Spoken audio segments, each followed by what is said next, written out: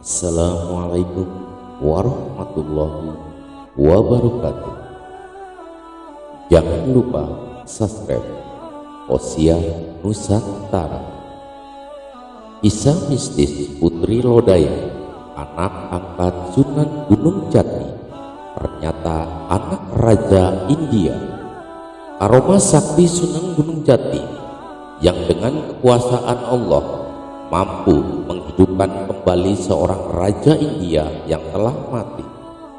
Berikut kisah aroma Sunan Gunung Jati yang bisa menghidupkan Raja India yang telah mati. Diceritakan di negeri India ada seorang raja meninggal dunia. Jasad raja pun akan dibakar di tengah laut. Pada saat itu pula Kanjeng Sunan Gunung Jati melewati kapal mereka. Ia menanyakan perihal yang akan dikerjakan oleh para prajurit tersebut. Sunan Gunung Jati mengajak mereka semua untuk masuk Islam, tapi mereka semua tidak ada yang mau dan menolaknya. Sang pimpinan pasukan pengawal jasad raja pun memberikan satu tantangan kepada Sunan Gunung Jati. Jika Sunan Gunung Jati bisa menghidupkan raja mereka, maka mereka akan mau ikut memeluk ajaran agama Islam yang diajarkan Sunan Gunung Jati. Sunan Gunung Jati memiliki aroma seorang wali. Atas izin Allah, Raja India yang mereka puja itu hidup kembali. Secara serentak mereka pun bersujud dan baiat syahadat kepada Sunan Gunung Jati. Mereka serentak masuk Islam. Setelah mereka masuk Islam, lalu mereka kembali ke negeri India dengan mengajak penduduk India lainnya untuk memeluk agama Islam. Selang beberapa waktu lama, sang raja tersebut meninggal dunia dalam keadaan Islam dan meninggalkan permaisuri yang sedang mengandung. Setelah beberapa bulan lahirlah seorang bayi perempuan yang diberi nama Fatimah. Setelah Nyimas Fatimah beranjak dewasa, ia diberitahu bahwa ayahnya adalah Sunan Gunung Jati, karena pada dasarnya ayahnya itu telah wafat sebelum Nyimas Fatimah menitis, sehingga Nyimas Fatimah pun berlayar ke Cirebon mencari Sunan Gunung Jati. Sesampainya di Cirebon, Nyimas Fatimah diperintahkan oleh Sunan Gunung Jati untuk mengalahkan siluman Ratu Laut Kidul.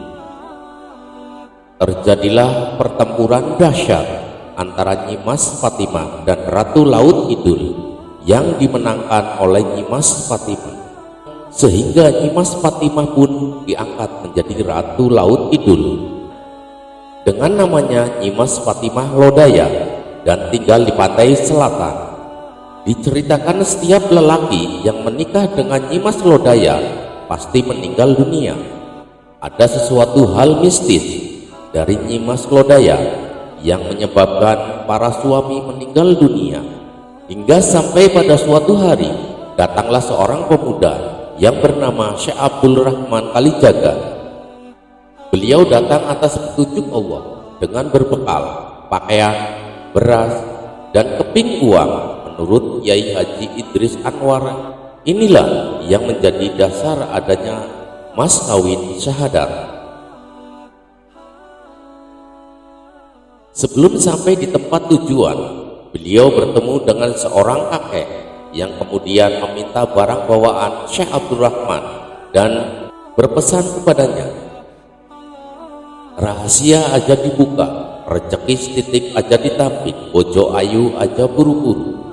Dengan petunjuk dari Allah, Syekh Abdul Rahman pun menikahi Nyimas Lodaya dengan berpuasa selama 40 hari, di mana pada suatu malam ditemukan seekor ular berada di dalam parji Nyi Lodaya yang berhasil dicabut dan dikeluarkan oleh Syekh Abdul Rahman. Berubahlah ular tersebut menjadi keris. Dengan kejadian tersebut, jelaslah bahwa yang menyebabkan para suami Nyi Lodaya meninggal adalah ular tersebut. Dengan hilangnya ular tersebut, perkawinan mereka pun rahayu atau langgeng. Semoga cerita tersebut bisa menambah ilmu dan wawasan kita semua. Assalamualaikum warahmatullahi wabarakatuh.